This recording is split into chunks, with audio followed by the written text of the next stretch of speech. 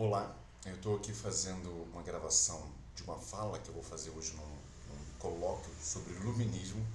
E eu que não sou nada do século XVIII, das luzes, vou fazer uma fala meio crítica ao colóquio. Então eu queria registrar porque, enfim, eu achei que ficou interessante, a gente lá não vai registrar, não tem nada de vídeo. E eu vou começar lendo o artigo, o textinho, pulando, obviamente, a parte dos agradecimentos, porque não é necessário. Então, vai começar em media res, como se diz, lá no meio do caminho. Espero que vocês gostem, tá bom? Um abraço. Minha apresentação vai explorar a força da razão no momento atual. Daí a menção, no meu resumo, ao texto de Foucault sobre a Aufklärung kantiana. Será que a razão dá conta dos desafios apresentados em um mundo em que a crise climática se instala traiçoeiramente?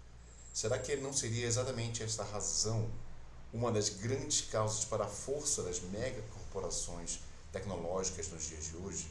Motivo para a absurda concentração de renda promovida pelo capitalismo nesta sua fase atual? Não tenho a pretensão de responder a todas as perguntas, evidentemente. Minha intenção aqui é apontar algumas fissuras no edifício da razão e dizer que, em vez de achar que a razão, conforme pensada pela história, seria a saída para todas as nossas agruras e o seu alardeado abandono a causa de nossos males, embora esse abandono talvez seja falacioso, imaginar que ela, a razão, pode ser, na verdade, o motivo de nossos problemas. E não adianta tentar usar essa mesma razão para resolver os problemas que a própria razão criou. Temos que descobrir novas e mais sofisticadas maneiras de solucionar nossos imbróglios, sem nos apoiar de forma imediata em soluções antigas. Não quer dizer que eu vá me posicionar de forma contrária à razão.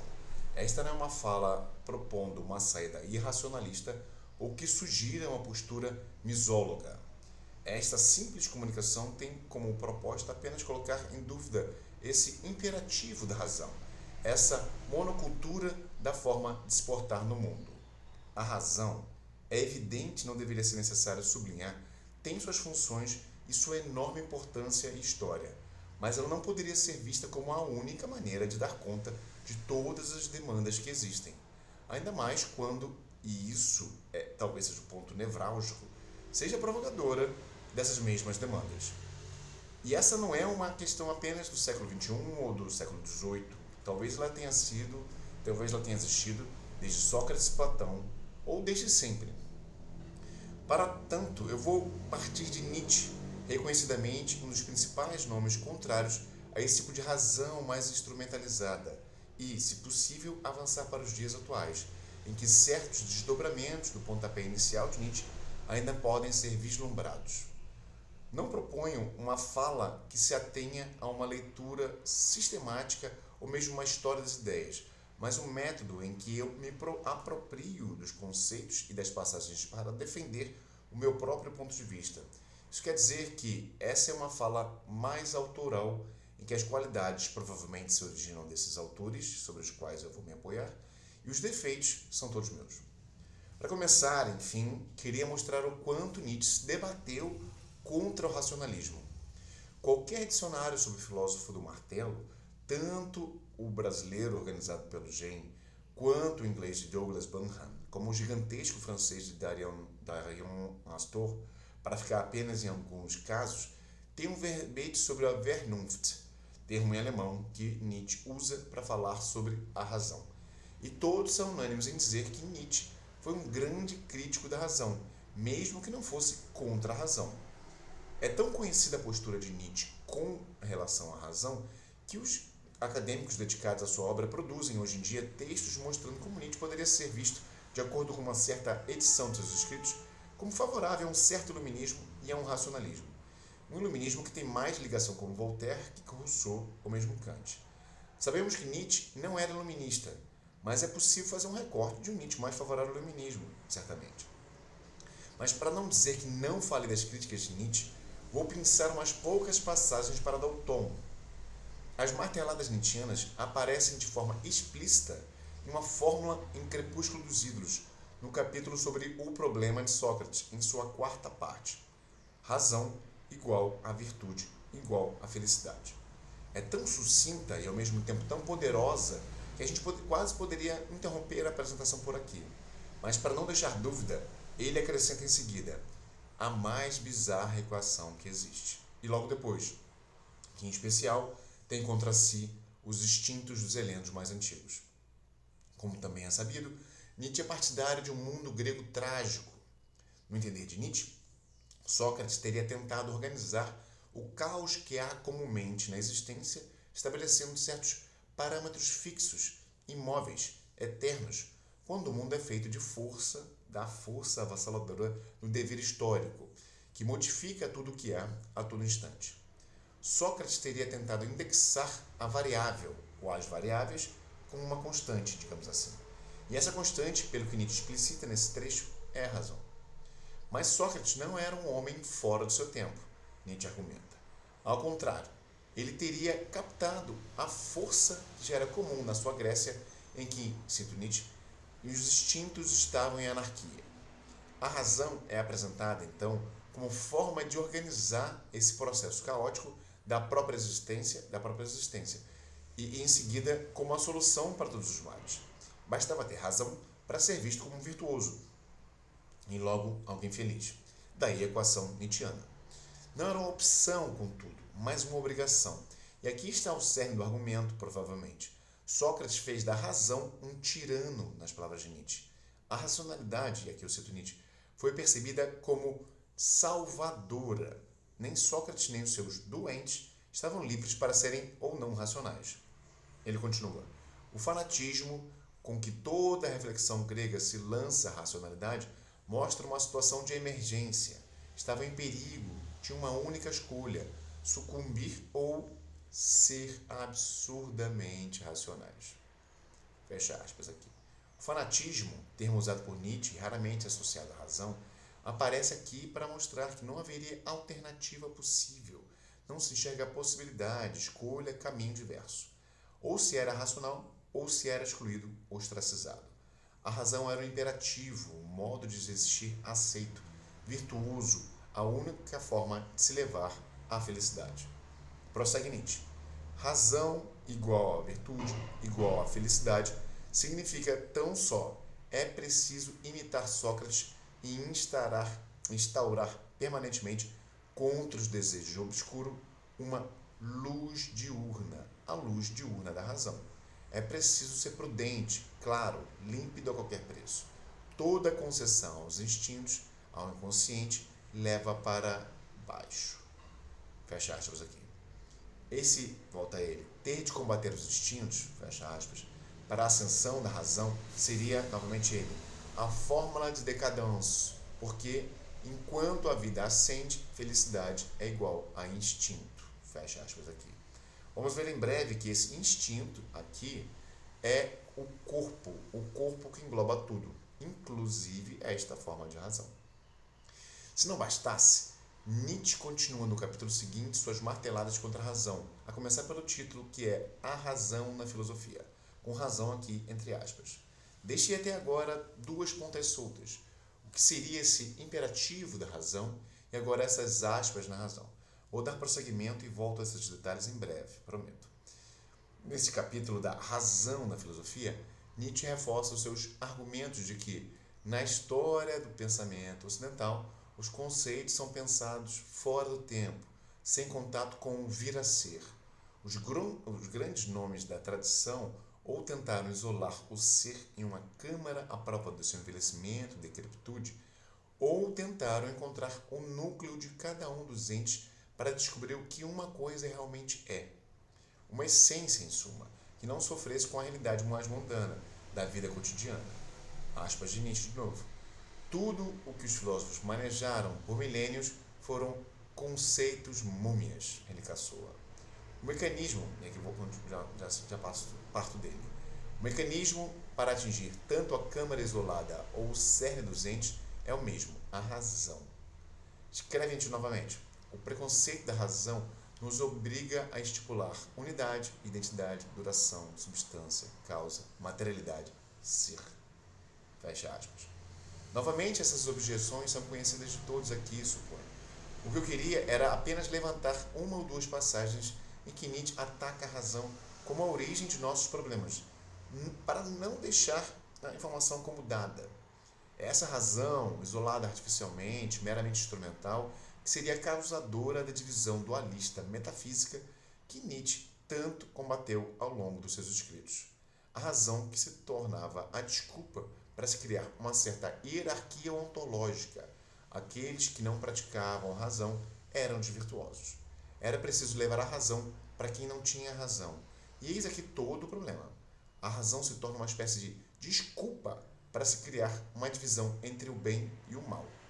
O que na prática reverbera em preconceitos múltiplos e pegando um atalho aqui, sendo extremamente sucinto, no colonialismo. Bruno Latour, um pensamento incomum num colóquio como esse, explicitou esse processo numa entrevista certa vez. O que o racionalismo não percebe é que ele compartilha com o monoteísmo a mesma necessidade de colocar, acima de tudo, uma instância indiscutível que leve em conta a totalidade do que somos e que seja o árbitro de nossas disputas.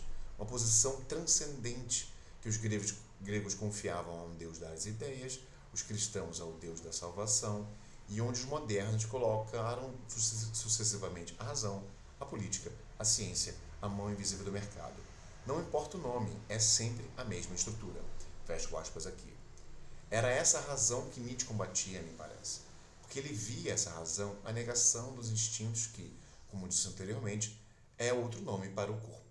E o corpo, Nietzsche vai dizer, é tudo.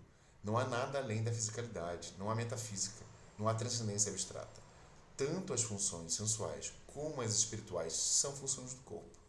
Esse seria o motivo de criticar o imperativo da razão mencionado há pouco. A razão não seria nada além de uma função do corpo, nada que pudesse ser destacada. Em primeiro lugar, priorizar a razão é negar todas as outras ferramentas para solucionar problemas. Em segundo, não seria possível isolar a razão. O corpo é tudo, e o corpo se apresenta de muitas formas. A razão está na carne, está nos músculos, na massa cinzenta. A razão está na interconexão entre o cérebro e a microbiota que povoa nossos instintos. Esse argumento pode parecer exagero, mas tais conclusões científicas, e olha a razão aí, estão mais que vulgarizadas. Podem pesquisar na internet, até reportagens de conglomerados jornalísticos sobre o tema. Ou seja, a nossa razão não é só parte do nosso corpo, como também depende de um certo meio ambiente para existir. Em outras palavras, a nossa razão não é nem nossa exatamente, ela é uma relação. E está aí o antropólogo Gregor Bateson, outro nome em comum aqui, que não nos deixa mentir. Para a razão existir, é preciso fazer trocas e intercâmbios com outros seres. Por isso que Nietzsche, Zaratustra, defende que o corpo é uma grande razão. E aqui chegamos à explicação das aspas no termo razão que foram mencionados há pouco. E a segunda volta do parafuso citada no título desta apresentação. Numa famosa passagem de seu Zaratustra, Nietzsche explicita que o corpo é uma multiplicidade com um só sentido, uma guerra e uma paz, um rebanho e um pastor. Somos atravessados por inúmeras forças que compõem nosso corpo a todo instante. A temperatura dessa sala, as contas do fim do mês, os desejos que nos formam desde criança, o que comemos hoje de manhã, como dormimos, o encontro com alguém que nos inspira, os vírus que insistem em tomar de assalto o meu sistema respiratório na menor baixa da minha imunidade, a última desgraça aprovada pela Câmara dos Deputados, a resposta nas ruas a esses absurdos, o genocídio do povo palestino, o texto que estou lendo, vocês que estão escutando, tudo isso, entre outras tantas coisas, compõem o meu corpo neste exato momento. Por isso é uma multiplicidade com um só sentido. Por isso, uma guerra e uma paz, um rebanho e um pastor. Além dessa grande razão, que é o corpo como um todo, haveria uma outra razão, uma pequena razão, que é chamada de espírito por Nietzsche. A razão, com aspas, mencionadas anteriormente. Mas ela é apenas um pequeno instrumento e brinquedo da grande razão, nas palavras de Nietzsche. Entre as possibilidades, entre as multiplicidades que compõem o sentido único que é a nossa grande razão, está esta pequena razão. O paralelo é evidente. A paralelo é evidente quando nós temos devir versus identidade. A identidade é apenas uma das possibilidades apresentada pelo dever enquanto diferença, assim como a pequena razão é uma das multiplicidades da grande razão. A razão voltou a ter uma certa preponderância com a ascensão ao poder de certas figuras fascistas ao redor do mundo, Brasil incluído, e com a pandemia de Covid-19. Neste último caso, por exemplo, a razão e a sua prima, a ciência moderna, nos disseram que para sairmos mais rapidamente das nossas clausuras era necessário nos vacinar em massa. Ou seja, não é possível ignorar que haja vantagens diretas de se usar a razão para podermos conviver em uma comunidade. Ainda mais em nossas comunidades urbanas, interconectadas e cada vez mais complexas. Mas não podemos nos apoiar apenas nela, com o perigo de usarmos um veneno achando que estamos usando um remédio. É questão de fármaco novamente. Primeiro, porque não podemos exatamente acreditar que as ações dos fascistas ao redor do mundo são irracionais ou sem razão. Há todo um método perverso de estratagemas que tem como fim acelerar o fim, como disse Latour em um de seus últimos livros. Ele, morto há poucos anos, afirmou em seu Onde Aterrar, de 2019, que diante do cenário da perda de mundo, as elites, aspas de Latour, decidiram que seria preciso construir uma espécie de fortaleza dourada para os poucos que poderiam se safar, do que ocorre a explosão das desigualdades. E resolveram, para dissimular o egoísmo sórdido de tal fuga para fora do mundo comum, que seria preciso rejeitar absolutamente a ameaça que motivou essa fuga desesperada, o que explica a negação da mutação climática. Fecha aspas aqui. Assim, o neoliberalismo e a extrema-direita, que por ela gestada, seriam efeitos dessa orientação global das elites em se livrar do fardo da solidariedade social. Para usar uma expressão que viralizou, infelizmente, as elites mundanas aproveitaram a desgraça em que eles nos colocaram ao buscar de forma desenfreada por combustíveis fósseis para sustentar seus extravagantes modos de existir, para passar a boiada. Além disso, como mencionado antes de passagem, a razão elege um mundo, elege um modo, ela própria, e nega totalmente os demais modos de resolver problemas, o que exclui necessariamente outros grupos sociais que propõem soluções que envolvem, muitas vezes, mecanismos bem diferentes daqueles propostos pela razão. Como, por exemplo, e aqui eu vou usar uma frase de efeito, espíritos em vez de espírito. E antes que as pessoas abandonem essa comunicação em um seminário sobre as luzes por conta dessa defesa de um mundo longe desta pequena razão, queria apenas lembrar que, mesmo que os povos ditos tradicionais sejam compostos por toda a sorte de indivíduos, impedindo de fazer qualquer tipo de generalização, não foi um modo de viver tradicional que proporcionou o fim do mundo como nós o conhecemos a cada dia um pouco mais. Foi exatamente esta pequena razão.